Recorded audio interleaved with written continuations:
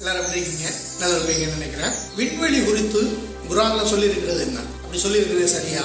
அதுக்கு மதவாத அறிஞர்கள் கொடுக்கிற விளக்கங்கள் அதெல்லாம் எப்படி இருக்குது? பொருத்தமா இருக்குதா?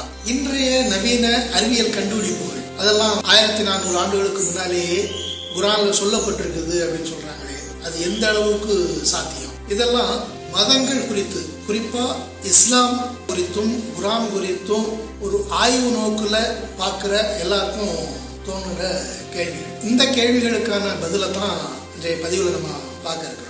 விரிவா பார்க்கலாங்களா? பதிவுக்குள்ள போறதுக்கு முன்னாடி இந்த காணொலியை சப்ஸ்கிரைப் பண்ணாம யாரும் பார்த்துக்கிட்டு இருந்தீங்கன்னா அவங்கள சப்ஸ்கிரைப் பண்ணுங்க அப்படின்னு கேட்டுக்கிறேன். இந்த பதிவு குறித்து உங்களுடைய கருத்து என்ன மாதிரி இருந்தாலும் அதை கீழே கமெண்ட் செக்ஷன்ல பதிவு பண்ணுங்க. அதுக்கு விளக்கம் அளிக்கிறதுக்கு காத்துட்டு இருக்கேன். இந்த பதிவு உங்களுக்கு பிடிச்சிருந்தது அப்படின்னா உங்க நண்பர்கள், தெரிஞ்சவர்கள் எல்லாருக்கும் சொல்லி அவங்களையும் பார்க்க சொல்லுங்க. லைக் பண்ணுங்க, ஷேர் பண்ணுங்க. வாங்க பதிவுக்குள்ள போகலாம்.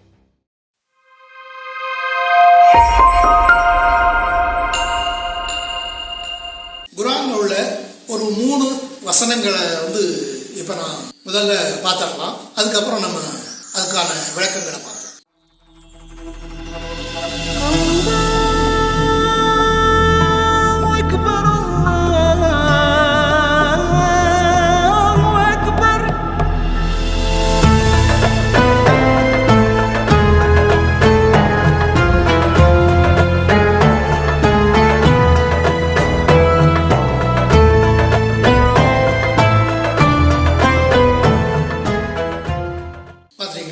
இதெல்லாம் குர்ஆன்ல இருக்கிற விண்வெளி குறித்த வசனங்கள். இந்த வசனங்கள்ல எல்லாம் மிகப்பெரிய அறிவியல் உண்மைகள் புதஞ்சு கிடக்குது அப்படிங்கிறது மதவாதிகளுடைய கருத்து. பொதுவா மதம், வேதம் அப்படின்னு சொல்லி எடுத்துக்கிட்டோம் அப்படின்னா அதுல அறிவியலை கண்டுபிடிக்கிறது அப்படிங்கிறது மதவாதிகளுடைய வேலை. ஆனா அப்படி எதுவும் இல்லை அப்படிங்கிறது அவங்களுக்கும் கூட நல்லாவே தெரியும். ஆனாலும் தேவை கருதி அந்த மாதிரியான நிலைப்பாட்டை அவங்க முன்வைக்கிறாங்க. இதுல முதல்ல 86வது அத்தியாயத்துல 11வது வசனமா இருக்கிற முதல் வசனத்தை எடுத்துக்கணும். பொழியும் மழையை உடைய வானத்தின் மீது சத்தியமாக அப்படின்னு சொல்லி அந்த வசனம். அதுல அடைப்புக்குறிக்குள்ள திரும்ப திரும்ப அப்படிங்கிற மாதிரி சேர்த்துருக்கிறாங்க. நம்ம மொத்தமா பார்த்தோம் அப்படின்னா திரும்ப திரும்ப பொழியும் மழையை உடைய வானத்தின் மீது சத்தியமாக அப்படின்னு. இதுல என்ன அறிவியல் உண்மை இருக்குது? மழை திரும்ப திரும்ப வருது அப்படிங்கிறது எல்லாருக்கும் தெரியும். இதுல அறிவியல் எங்க இருக்குது அப்படின்னா, பொதுவா இந்த வசனத்துக்கு எல்லாரும் மழையை வானம் திரும்ப தருது அப்படிங்கிற மாதிரி தான் பொருள் சொல்லியிருக்கிறாங்க. ஆனா அண்மை காலத்துல தமிழ் கூறும் இஸ்லாமிய அறிஞராக அறியப்படுகிற பிஜே அப்படிங்கிற ஜெயில்நாதீன் அவர் இதுக்கு முற்றிலும் மாறுபட்ட ஒரு பொருளை சொல்றாரு. என்ன அப்படின்னா, மழை அப்படிங்கிறது இல்லை, வானத்துக்கு திரும்ப தரக்கூடிய தன்மை இருக்குது. எவ்வளவோ சேட்டிலைட்கள் இருக்குது, இந்த டிவிலாம் இருக்குது. அது வானத்திலிருந்து வர்ற ஆற்றலை வச்சுதான் அது இயங்குது. அப்போ இங்க இருந்து வானத்துக்கு அனுப்பி அந்த வானம் அதை திருப்பி தந்து அப்படித்தான் நம்ம தொலைக்காட்சி சேனல்கள் எல்லாம் பார்த்துட்டு இருக்கிறோம். இதை மாதிரி பல பயன்பாடுகள் இருக்கு. இதெல்லாம் என்ன காரணத்தினால இது நடக்குது அப்படின்னா, வானத்துக்கு திரும்ப தரக்கூடிய தன்மை ஒன்று இருக்குது. அந்த தன்மையின் அடிப்படையில் தான் மின்னியல் சாதனங்கள்லாம் செயல்படுது அப்படிங்கிறது அவருடைய வாதம். சேட்டிலைட் மாதிரியான அந்த ஒலி அலைகளை அனுப்பி திருப்பி வாங்குறது அப்படிங்கிறதெல்லாம் அண்மை கால கண்டுபிடிப்பு. இந்த கண்டுபிடிப்புகளுக்கெல்லாம் ஆதாரமாக இருக்கிற வானத்தினுடைய திருப்பி தரும் தன்மை அது 1400 ஆண்டுகளுக்கு முன்னால யாராவது யோசிச்சிருக்க முடியுமா? யாராலையும் யோசிச்சிருக்க முடியாது தானே. அப்ப அப்படி இருக்கிற காலகட்டத்துல குர்ஆன் இப்படி ஒரு வசனத்தை வச்சிருக்குது அப்படின்னா அதனுடைய பொருள் என்னன்னா, ஆண்டவன் எல்லாத்தையும் தெரிஞ்சவன், பின்னால நடக்க போறது உட்பட அனைத்தையும் தெரிஞ்சவன் தான் ஆண்டவன். முஹம்மது நபிக்கு கொடுத்தது தான் குர்ஆன், அதுக்கான சான்றுகள்ல ஒண்ணுதான் இது அப்படிங்கிறது அவருடைய வாதத்தினுடைய விரிவு. பூமியிலிருந்து வானத்துக்கு அனுப்பப்படுற மின்காந்த அலைகள் உள்ளிட்ட பல்வேறு அலைகள்லாம் இருக்குது. இதெல்லாம் வானமே அப்படியே திருப்பி அனுப்புதா, இல்ல பூமியிலிருந்து அனுப்பப்பட்ட செயற்கைக்கோள்கள் அதனுடைய துணைக்கருவிகள் அதெல்லாம் வாங்கிக்கிட்டு திருப்பி அனுப்புதா அப்படிங்கிறது எல்லாருக்கும் தெரிஞ்ச விஷயம்தான். ஆனா வானம் அப்படின்னா என்ன அப்படிங்கிற புரிதலே இல்லாம வானத்துக்கு இப்படி ஒரு திருப்பத் தரும் தன்மை இருக்குது அப்படிங்கிற அறிவியல் பொழிப்புரைகள்லாம் ஏன் சொல்றாங்க? பூமிக்கு மேல ஒரு வளிமண்டல அடுக்கு இருக்குதுங்கிறது நமக்கு தெரியும். இந்த வளிமண்டல அடுக்கை தாண்டி வெளியில இருக்கிற அலைகளை வானம் திருப்பி தருமா அப்படிங்கிற ஒரு கேள்வியை எழுப்பினாலே இது போன்ற மதவாதிகளுடைய வாதம்லாம் எவ்வளவு சொத்தையா இருக்குது, மக்களை எந்த அளவுக்கு ஏமாத்துறாங்க அப்படிங்கிறது வெளிப்படையா தெரியும். எல்லாரும், அதாவது பி ஜெயலலிதாவையும் தவிர ஏனைய அனைவருமே மழையை திருப்பத் தரும் அப்படிங்கிறது தான் அந்த வசனத்தினுடைய பொருளாக சொல்லியிருக்கிறாங்க. மழையை திருப்பி தருது அப்படின்னு சொல்றதுனாலேயே அது அறிவியல் ஆயிருமா அப்படின்னா அதுவும் இல்லை. ஏன் அப்படின்னா தமிழ் சங்க இலக்கியத்துல 10 பாட்டு, முல்லைப்பாட்டு அப்படிங்கிற ஒரு பாட்டு இருக்குது. அதுல மழையை பற்றி சொல்லும் போது பூமியில் உள்ள நீர்நிலைகள்ல இருந்து அள்ளி குடிச்சு அதைத்தான் மழையா திருப்ப தருது அப்படிங்கிற வரி அதுல வருது. பாடினில் பனிகடல் பருகி அப்படின்னு அந்த வரி சொல்லுது. இந்த முல்லைப்பாட்டினுடைய காலம் கிபி 2ஆம் நூற்றாண்டு. அப்ப இத மதவாதிகள் சொல்றது மாதிரி அப்படியே பொருள் எடுத்துக்கிட்டோம் அப்படின்னா, ஒருவேளை அல்லாஹ் முகமது நபிக்கு கொடுக்கறதுக்கு சில நூற்றாண்டுகளுக்கு முன்னாலேயே நப்பூதனாருக்கு கொடுத்துட்டாரோ அப்படிங்கிற எண்ணம் வருது. இப்போ இந்த வசனத்துல 2 கூறுகள் இருக்கு. ஒன்று வானம், வானத்தினுடைய திருப்பி தரும் தன்மை. இப்போ வானம் அப்படின்னா என்ன? மேகம், மேகம் சார்ந்த அந்த இடம், அதுதான் வானம். அப்போ அந்த வானம் எதை திருப்பி தருது அப்படின்னா மழையை திருப்பி தருது. இதுதான் அந்த வசனத்தினுடைய பொருளா கிட்டத்தட்ட எல்லாருமே சொல்லியிருக்கிறாங்க. இது நீங்க தமிழ் அப்படின்னு மட்டும் எடுத்துக்கிட வேண்டாம், ஆங்கிலத்திலேயே கூட பலரும் இந்த மாதிரி தான் பொருள் தந்திருக்கிறாங்க. ஆனா இந்த பிஜே மாதிரியான மதவாதிகள் என்ன சொல்றாங்க அப்படின்னா, அந்த வசனத்துல மழை அப்படிங்கிற வார்த்தையே இல்லை, அதனால அதை மழைன்னு சொல்ல முடியாது. அப்ப இதுவரை மொழிபெயர்த்தவங்க எல்லாருமே தப்பா மொழிபெயர்த்திருக்கிறாங்க. அதனாலதான் அது வானத்தினுடைய திருப்பி தரும் தன்மையை குறித்து குரான் பேசியிருக்கிற போது அது எல்லாத்தையும் விட்டுட்டு அவங்களுக்கு அது தெரியாததுனால மழை அப்படிங்கிற வார்த்தையே இல்லாத இருக்கிற போதும் மழையை திருப்ப தருது அப்படின்னு மொழிபெயர்த்திருக்கிறாங்க.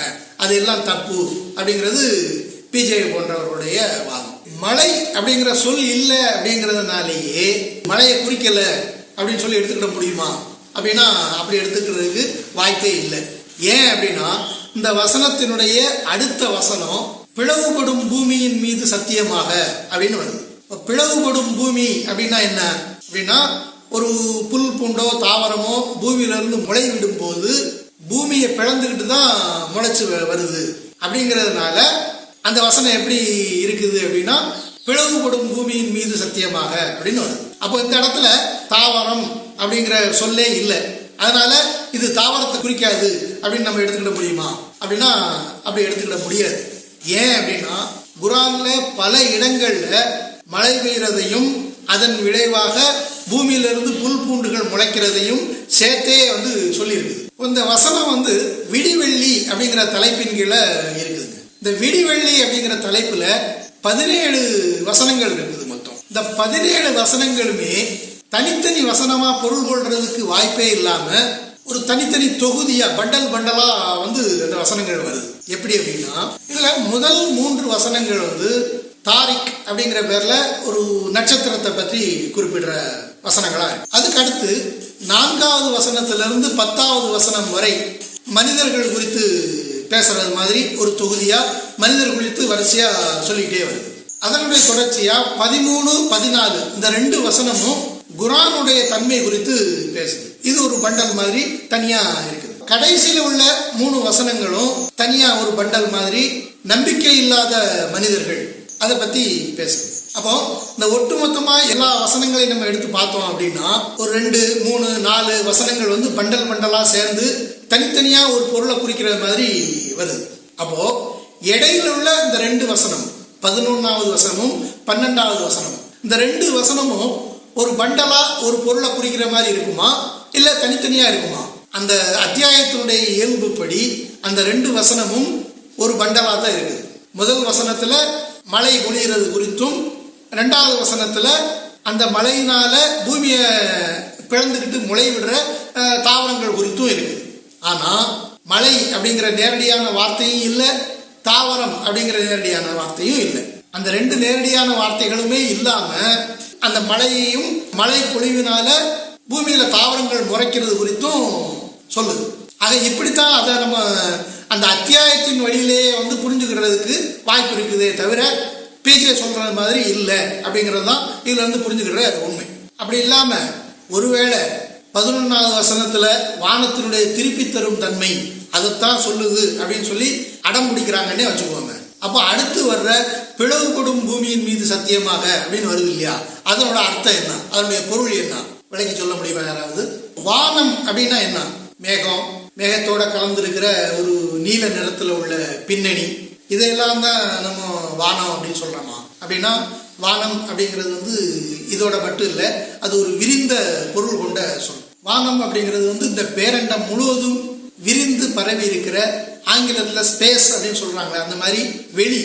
அந்த வெளியத்தான் நம்ம பூமியில இருந்து பார்க்கும்போது நீல நிறமா தெரியுது அப்படிங்கிறத வச்சுக்கிட்டு அதை வானம் அப்படின்னு சொல்லி சொல்றோம். மற்றபடி வானம் அப்படிங்கிறது ஒரு தனித்த ஒரு பொருளோ எதுவுமோ கிடையாது.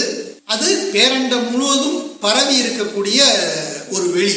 அதுக்கு மாறா வானம் அப்படிங்கிறத குரான் இந்த மாதிரியான துல்லியமான புரிதல் இல்லாம பல இடங்கள்ல பல சொற்களால குழப்பி வச்சிருக்குது அப்படிங்கிறத ஏற்கனவே ஒரு பதிவில் நம்ம பார்த்துருக்கிறோம். அந்த மாதிரியான நிலையில இருக்கிற வானம் அப்படிங்கிறது எதையுமே திருப்பி தரல, திருப்பி தரும் தன்மை இருக்குது அப்படிங்கிறத எந்த மதவாதியாலும் நிரூபிக்கவும் முடியாது.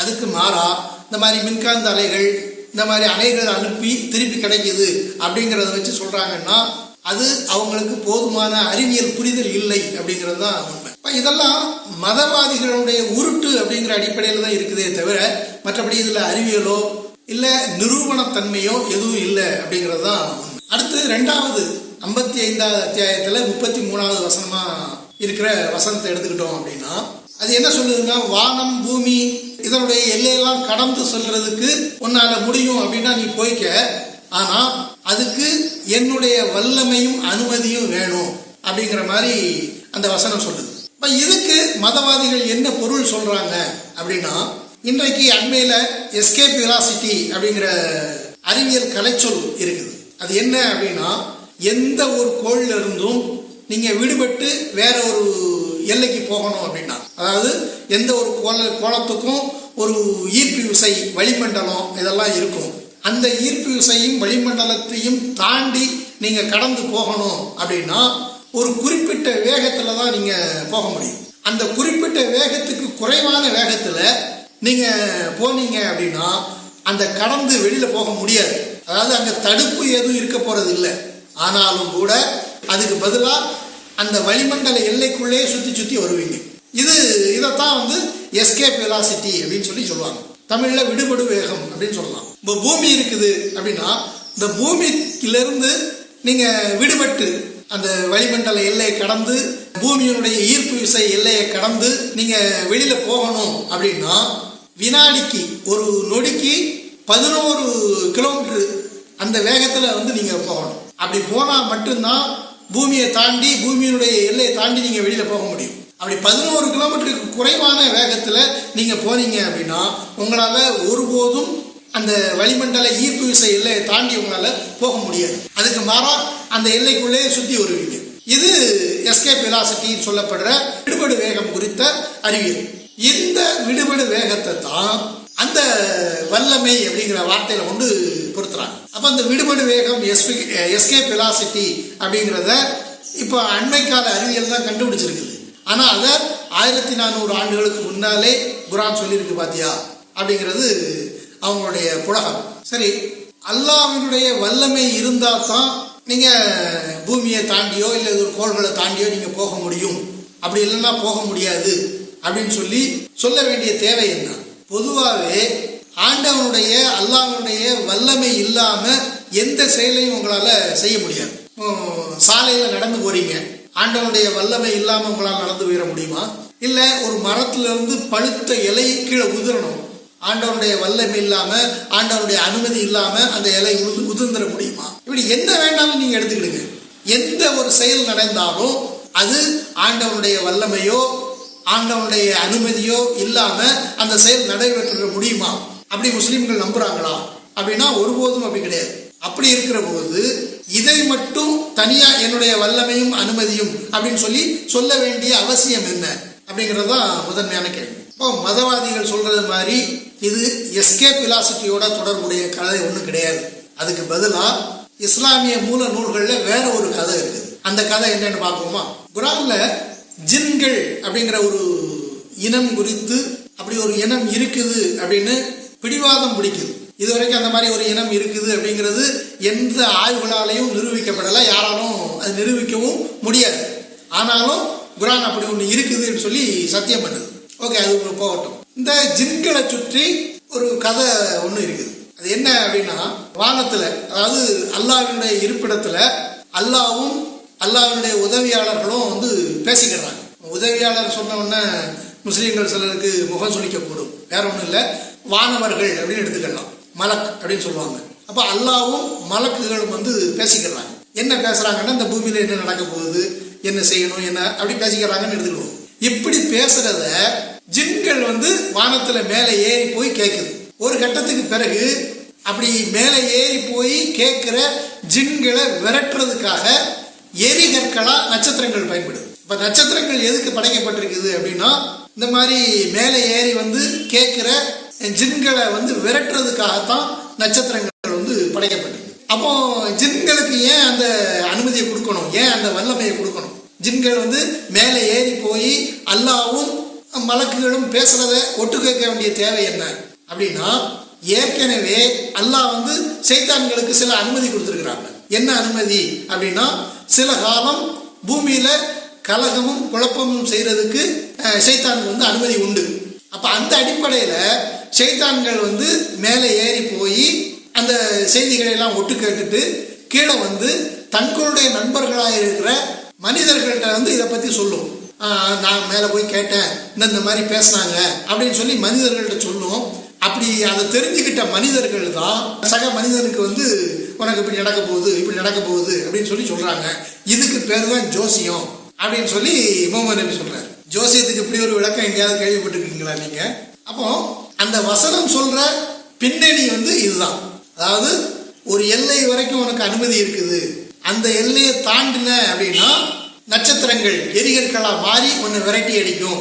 ஆனா நான் ஒரு அனுமதி கொடுத்துருக்கிறேன், குழப்பம் செய்யறதுக்கு அனுமதி கொடுத்துருக்கிறேன் அப்படிங்கிறதுனால ஒரு குறிப்பிட்ட எல்லை வரைக்கும் உன்னால வர முடியும் அப்படின்னு சொல்லி அந்த இஸ்லாமிய துன்பங்கள் சொல்லுது. அப்போ இந்த நிகழ்வை தான் அந்த மேற்கண்ட வசனம் குறிப்பிடுது. ஒரு குறிப்பிட்ட எல்லை வரைக்கும் உனக்கு அனுமதி இருக்குது, அனுமதி இருந்தா நீ கடந்து போகலாம். ஆனாலும் அந்த வல்லமை உனக்கு இருந்தாலும் என்னுடைய அனுமதி எது வரைக்கும் இருக்குதோ அது வரைக்கும் தான் உன்னால வர முடியும் அப்படிங்கிறது தான் அந்த வசனத்துடைய பொருள். இந்த கதையின் அடிப்படையில் இல்லை அப்படிலாம் கிடையாது. குரான் அந்த இடத்துல எஸ்கேப் வெலாசிட்டி தான் சொல்லுது அப்படின்னு சொல்லி எந்த மதவாதியாவது அடம் பிடிச்சாங்க அப்படின்னா ஒரு 3 கேள்விக்கு அவங்க பதில் சொல்லணுங்க. பூமியில கோள்கள் மாதிரியான பருப்பொருட்கள் தனக்கு சொந்தமான ஈர்ப்பு விசையோட செயல்பட்டு இருக்குது அப்படின்னு சொல்லி குரான்ல எங்கேயாவது சொல்லப்பட்டிருக்குதா? 2வது, குரான்ல இந்த மாதிரி ஈர்ப்பு விசையோட இருக்கிற கோள்கள் அதை தாண்டி யாரும் எதுவும் வெளியில செல்ல முடியாது, அப்படி செல்றதுக்கு ஒரு தடை இருக்குது அப்படின்னு சொல்லி குரான்ல ஏதாவது ஒரு வசனம் இருக்குதா? 3வது, ஈர்ப்பு விசை குறித்த எந்த வசனமும் குரான்ல இல்லை, ஒரு தடை இருக்குது அப்படிங்கிற மாதிரி எந்த வசனமும் குரான்ல இல்லை. அப்படிங்கிற போது இது எஸ்கேப் வெலாசிட்டி தான் குறிக்குது அப்படின்னு சொல்லி எப்படி நீங்க உறுதியா சொல்றீங்க? அதுக்கு அடிப்படையான வசனம் என்ன, அதை சொல்லுங்க. அப்ப இந்த 3 கேள்விக்கும் பதில் சொல்லாத வரை அது எஸ்கேப் வெலாசிட்டியை தான் குறிக்குது அப்படின்னு சொல்லி எடுத்துக்கிடவே முடியாது அப்படிங்கிறது தான் உண்மை. அடுத்து 6வது அத்தியாயம் 125வது வசனமா இருக்கக்கூடிய வசனம். அந்த வசனம் என்ன சொல்லுது அப்படின்னா, ஒரு உவமை மாதிரி அது பயன்படுத்து. யாராவது ஒரு ஆள் அவரு இஸ்லாத்தை ஏத்துக்கிடணும் அப்படின்னாலும் சரி, இல்லை இஸ்லாத்தை மறுக்கணும் அப்படின்னாலும் சரி, நீங்க எதை செஞ்சாலும் ஆண்டவனுடைய விருப்பத்தின் பேர்ல, அல்லாஹ்வினுடைய விருப்பத்தின் பேர்ல தான் செய்ய முடியும். அப்படி அல்லாஹ்வுடைய விருப்பம் இல்லாத எதையும் யாரும் மதத்துல இஸ்லாத்துல இணைச்சிட முடியாது. அதுக்கு ஒரு கதை கூட இருக்குது. முகமது நபியினுடைய உறவினர் ஒரு மரண தருவாயில கிடக்கிறாரு. அப்போ முகமது நபி அவரை எப்படியாவது இஸ்லாத்துக்குள்ள கொண்டு வரணும், சாகக்கூடிய தருணத்திலேயாவது அவரை இஸ்லாத்துக்குள்ள கொண்டு வந்துடணும் அப்படின்னு சொல்லி கடுமையா முயற்சி பண்றாரு. துவா கேட்கிறாரு. அப்போ ஒரு வசனம் இறங்குது. குர்ஆனுடைய வசனங்களை விளக்கங்களை மக்களுக்கு சொல்றதோட அவனுடைய கடமை முடிஞ்சு போகுது. அதுக்கு மேல இஸ்லாத்துக்குள்ள யாரை கொண்டு வரணும் யாரை கொண்டு வரக்கூடாது அப்படிங்கிறதெல்லாம் என்னுடைய பொறுப்பு, என்னுடைய எல்லையில நீ தலையிடாத அப்படிங்கிற மாதிரி முகமது நபியை கண்டிக்கிறது மாதிரி ஒரு வசனம் குர்ஆன்ல இருக்குது. அப்ப இதை ஒப்பிட்டு பாருங்க. அப்போ இந்த சொல்லுக்கான பொருள், அந்த வசனத்துக்கான பொருள் என்ன அப்படின்னா, யாராவது இஸ்லாத்தை ஏற்றுக்கிட மறுக்கிறாங்க அப்படின்னா அது ஆண்டவனால அவனுடைய இதயத்தை இறுக்கி வச்சிருக்கிறாங்க. அல்லாஹ் அவனுடைய இதயத்தை இறுக்கி வச்சுட்டாங்க அப்படின்னா அவங்களால ஒரு காலம் இஸ்லாத்தை ஏற்றுக்கிடவே முடியாது. ஒரு ஆளு இஸ்லாத்தை ஏற்றுக்கிடணும் அப்படின்னு சொல்லி அல்லாஹ் விரும்புனா அதுக்கு தகுந்த மாதிரி அல்லாஹ் அவனுடைய இதயத்தை விசாலமாக்கி வச்சிருக்கிறான். இதுதான் அந்த வசனத்துடைய பொருள். இதை சொல்றதுக்கு வந்த அந்த வசனம் உவமையா ஒரு சொல்ல பயன்படுத்துது. வானத்துல ஏறி செல்றவங்க ஒரு பயங்கலந்த ஒரு நிலையில இருப்பாங்க இல்லையா, அதை அந்த மாதிரி அவங்களுடைய இதயத்தை இருக்க செய்வேன் அப்படின்னு சொல்லி அந்த வசனம் வருது. அப்ப இதைத்தான் என்ன பண்றாங்கன்னா, இன்றைக்கு நவீன அறிவியல் வானத்துல ஏறும் போது இதயம் தன்னுடைய அளவுல இருந்து கொஞ்சம் சுருங்குது அப்படின்னு சொல்லி கண்டுபிடிச்சிருக்கிறாங்க. இந்த அறிவியல் உண்மையை தான் அந்த வசனம் பேசுது அப்படிங்கிறது தான் மதவாதிகளோட வாதம். ஆனா இந்த வசனம் அறிவியல் உண்மையை பேசுது அப்படின்னு சொல்லி சொல்ற இதே வசனம் தான் அறியாமையையும் பறைசாற்றிட்டு இருக்குது அப்படிங்கிறத அவங்க உணரவே இல்லை. அப்படியே இதயம் அப்படின்னா அது உடலெங்கும் இரத்தத்தை பம்பு செய்யற ஒரு மோட்டார் மாதிரி. அதை தவிர இதயத்தினுடைய பங்கு ஒண்ணுமே இல்லை. அப்ப இதயத்தை சுருங்க வைக்கிறதுனாலயோ இல்ல இதயத்தை விரிவடைய செய்யறதுனாலயோ ஒரு மனிதனுடைய விருப்பு வெறுப்புகளை கட்டுப்படுத்த முடியுமா அப்படின்னா அப்படி ஒண்ணுமே இல்லை. ஏன்னா இதயத்துக்கு இரத்தத்தை பம்பு செய்யற வேலையை தவிர வேற எந்த வேலையும் கிடையாது. அப்ப இதயம் சுருங்குது, உள்ளம் சுருங்குது, உள்ளம் நெஞ்சில் இந்த இடத்துல இருக்குது அப்படின்னு சொல்றதெல்லாம் ஒரு கற்பிதம் தான். பழைய காலத்துல மூளை அப்படின்னா என்ன, பயம், துக்கம், மகிழ்ச்சி, வெறுப்பு, இது எல்லாம் அந்த மாதிரியான உணர்வுகள் எல்லாமே மூளையில தான் நடக்குது அப்படிங்கிறது தெரியறதுக்கு முன்னாடி இந்த மாதிரியான சொல்லாடல்களை பயன்படுத்தி இருக்கிறாங்க. ஒரு நெஞ்சை தொட்டு சொல்லு அப்படிம்பாங்க. ஏன் நெஞ்சை தொட்டு சொல்றதுல என்ன பொருள் இருக்குது? அப்ப இந்த மாதிரியான ஒரு வசனம் தான் அது. அந்த வசனத்தையும் பிடிச்சி தொங்கிக்கிட்டு இதுல அறிவியல் உண்மை இருக்குது அப்படின்னு சொல்லி ஏன் இவங்க சொல்ல முன் வர்றாங்க? முதல் விஷயம், குர்ஆனை படிச்சு பார்க்கிற, இந்த விளக்கங்களை படிச்சு பார்க்கிற எந்த முஸ்லீமுக்கும் இது குறித்து கேள்வி எழுப்பணும், இதை ஆய்வு செய்து பார்க்கணும் அப்படிங்கிற எண்ணமே வரலையா? மதவாதிகள் என்ன சொன்னாலும் இதுதான் அறிவியல் சொன்னா அதை அப்படி கண்ண மூடி ஏத்துக்கிடுவாங்களா? இது மூட நம்பிக்கையை விட ஒரு பெரிய மூட நம்பிக்கையாவில் இருக்கும் போல் இருக்குது. இந்த எண்ணம் ஏன் முஸ்லிம்களுக்கு வரல? இதுக்கு அப்பாற்பட்டு மதவாதிகள் ஏன் இந்த மாதிரி தோதுப்படுற வசனங்கள்ல எல்லாம் இந்த மாதிரி அறிவியல் இருக்குதுன்னு சொல்லி உள்ள திணிச்சு வைக்கிறாங்களே, அதனுடைய காரணம் என்ன அப்படின்னா வேற ஒன்றும் இல்லைங்க. இன்றைய நவீன அறிவியல் உலகத்துல வெறுமன மதம் சார்ந்த வேத வசனங்கள் மட்டும் போதுமானதா இல்லை அப்படிங்கிற உண்மையை அவங்க தெரிஞ்சிருக்கிறாங்க அப்படிங்கிறதுதான். அதனாலதான் அவங்க வெறும்ன ஆன்மீக வசனங்களை மட்டும் சொல்லாம அதுக்குள்ள அறிவியலையும் திணிச்சு வச்சு அறிவியலோட சேர்த்து அந்த ஆன்மீகத்தை சொல்றாங்க. இதை நம்ம சரியா புரிஞ்சுக்கிட்டோம் அப்படின்னா மதங்களையும் வேதங்களையும் சரியான இடத்துல நம்மளால நிறுத்த முடியும் அப்படிங்கிறது தான் சரியானது, பொருத்தமானது. நன்றி. மீண்டும் வேற ஒரு பதிவில் சந்திப்போம்.